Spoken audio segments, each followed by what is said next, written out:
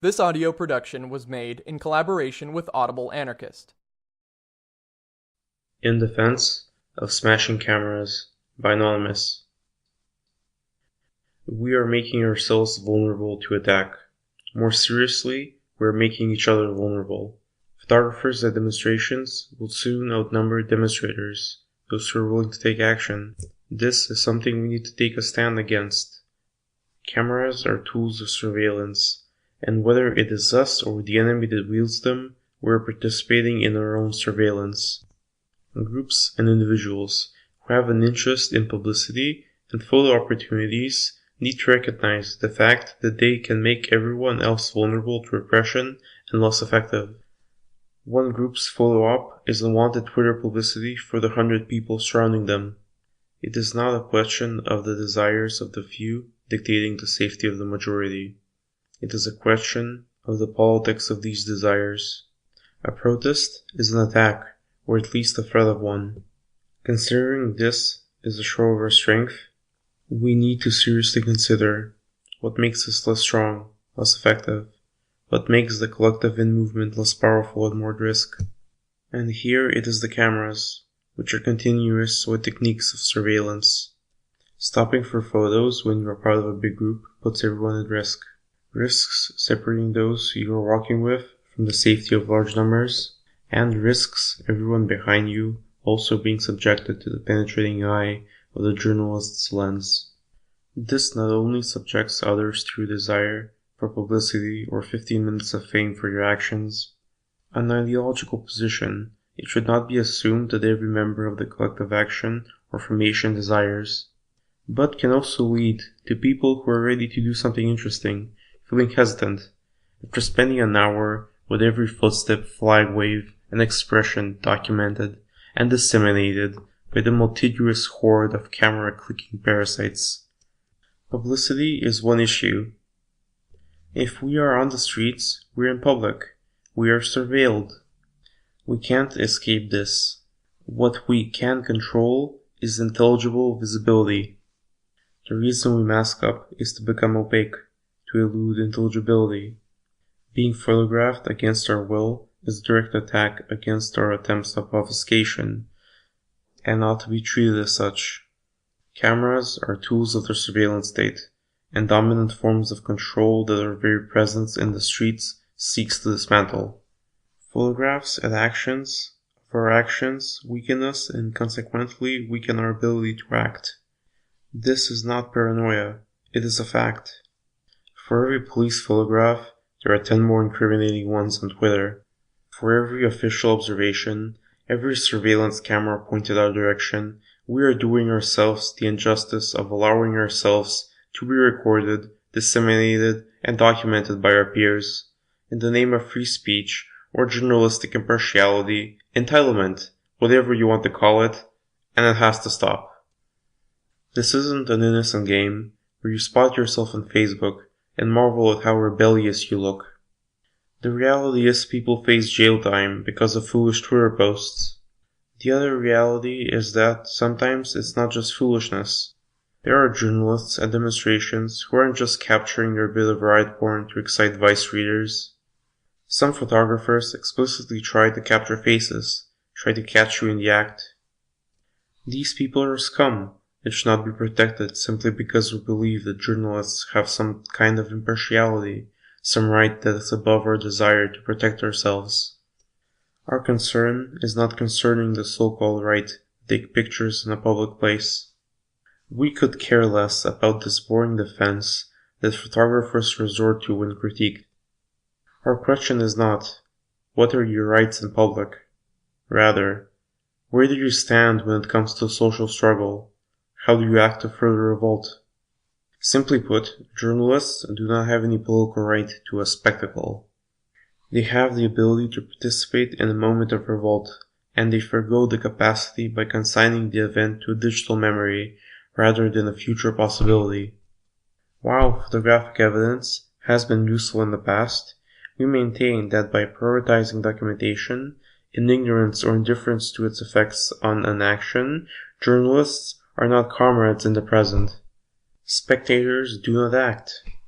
Time and again, Photographers actually inhibit the unfurling of events by standing right in front of an action, rushing forward, blocking your way to support your friends, and documenting your attempts to do so. Eyes without bodies do not move, but they may propel enemies. When you take a photograph at a demo, before anything actually happens, if something does happen, the police can use that photograph to construct a narrative and build identities. You could spotlight someone involved in something that hasn't even happened yet, highlight that crucial piece of evidence the police will use to solidify their case against us. To inhibit possibility and limit potential is not something we should simply accept. It's time to fight back. This is a call out for people to stand up against those who are putting our lives in danger. People who take photographs and post them online without blurring faces or cropping out identities put us at risk, and we should not be complacent. In other countries with much stronger movements, complacency is not so dominant. People often smash cameras they see pointed at their friends and deliberately documenting them. They destroy cameras because they recognize that these instruments can and do lead to arrests, and arrests can ruin lives and destroy movement. Why tolerate an instrument that supports and reinforces our oppression, our surveillance? We should learn from our friends across Europe, who are so much more adept at rebellion than we are, so much less complacent. That said, we are not Luddites. To the contrary, we love a good photo and we cannot dismiss the seductive qualities of images in the age of spectacles. There's a reason we call it a riot porn. We've even printed and framed the moments we love best. We recognize the importance of documenting certain struggles, to spread the message, to share with our friends abroad, to help ignite the fire of rebellion. Photos move enemies, but they also move us. This is not a critique of cameras as such, but of a particular and dominant usage. Arms as inert objects do not exist. What does exist are arms in action, i.e., they are used or waiting to be used in a given perspective. Behind the thing, there is always the individual who acts, plans, uses means to attain ends. Excerpt from The Refusal of Arms by Alfredo Bonanno. We have friends who we trust to take good photos, but the key word here is trust. We consider them part of our struggles, and think of them as participants and accomplices in social war. Assuming then that you want to participate in social struggle as a friend and have committed yourself to the camera, here are some proposed guidelines. Number 1. Contrary to what many protest photography tips tell you, don't get up close. Number 2. If there are faces in your shot, blur them. A simple swirl in Photoshop won't do. We're talking about scrambling such that the police cannot reverse the process. Number 3. If there is a distinctive or identifying piece of clothing in your shot, blur it. Number 4. If certain identities stick out, the few black bodies in a white protest, the few visibly disabled in a seemingly able-bodied demonstration, etc., delete the photo. Number 5. If you choose to participate as a spectator, then realize that your participation is secondary to those actively engaged in the moment of revolt. This means you should step aside even if it means losing the winning shot. Number 6. If possible, and it usually is, ask for consent or indicate that you are taking a photo so that we have the option to turn away or decline. Yes, we get it. We're in a public place and you don't have to ask, but realize that failure to ask makes us suspicious of your motivations and provides us with added reason to assert our capacity for opacity. Number 7. Your camera is a weapon. Friendly fire is not acceptable. Number 8.